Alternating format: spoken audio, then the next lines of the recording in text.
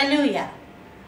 ఈ దిన వాక్యము యోమ్ దెబిరీం 18వ తారీఖు 2వ నెల 2025వ సంవత్సరం. మన దేవుడిస్తున్న చక్కటి మాట సామెతల గ్రంథము 1వ అధ్యాయము 10వ వచనం. నా కుమారుడా, పాపులు నిన్ను ప్రేరేపింపగా ఒప్పకము. పాపులు నిన్ను ప్రేరేపింపగా ఒప్పకము. నువ్వెవరి మాటలు వింటున్నావు? నీవు ఎవరి మాటలు వింటున్నావు? పాపులు ప్రేరేపిస్తారు. వాళ్ళు ప్రేరేపించేవి అన్నీ కూడా చెడ్డ పనులే. ఆ అమ్మాయిని చూడు, ఈ అబ్బాయిని చూడు అని చెప్పేవాళ్ళు ఉంటారు. లేదా ఆ ఇంటిలో విషయాలు, ఈ ఇంటిలో విషయాలు చెప్పేవాళ్ళు ఉంటారు. లేదా ఫలానాది ఆకర్షణీయంగా చూపించి అది ఎలాగైనా సరే నువ్వు కొనుక్కోవాలి, అది ఎలాగైనా సరే నువ్వు తినాలని చెప్తూ ఉంటారు. అపవాది హవ్వమ్మతోటి ఫలానాది నువ్వు తిను అని చెప్పింది. మంచి చెడల తెలివినిచ్చు వృక్ష ఫలాలు నువ్వు తిను అని చెప్పింది.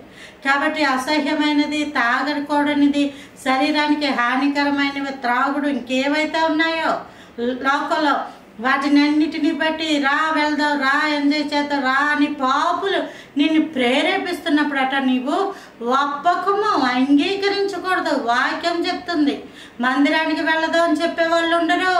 ఇదిగో నాశనం అయిపోదాం, అలా చేద్దాం, ఇలా చేద్దాం రమ్మని బలవంతాన మెడకి కాలర్ పట్టుకొని లాక్కెళ్ళిపోతున్నంత బలవంతమైన పరిస్థితులు వచ్చినా నేను రాను అని ఎంతగైనా సరే దేవుని కోసం మనం నిలబడాలే. కానీ ఆ పాపులు నిన్ను ప్రేరేపింపగా మొహమాటం కొలది, దురభిమానము కొలది, అభిమానం కొలది, శుతిమెత్తని తనం కొలది నువ్వు వెళ్ళిపోకూడదు.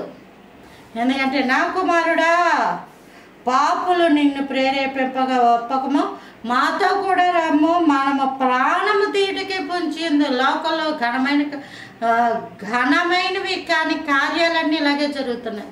మాతో కూడా రా, వాళ్ళ ప్రాణం తెద్దాం. ప్రాణము అంటే ఆత్మ. ఆత్మలను పట్టుకుంటాడు అపవాది. ఆత్మలను పట్టుకుంటాడు. ఆత్మ ఈ ఆత్మ వశం చేసుకుంటారు. కాబట్టి ఆత్మల కోసం పొంచి ఉన్న అపవాదికి మన ఆత్మను అప్పగించుకోకూడదు. ప్రభువారు అన్నారు, తండ్రి నీ చేతికి నా ఆత్మను అప్పగించుచున్నాను. మనము ఎవరి మోసాల్లో పడిపోకూడదు. బైబిల్ చదివితే ఎవరు ఎలా మాట్లాడుతున్నారు, ఎలాంటి మాటలు వింటున్నాం అన్న విషయాలు ఖచ్చితంగా అర్థమవుతాయి. Praise the lord. ఆమేన్.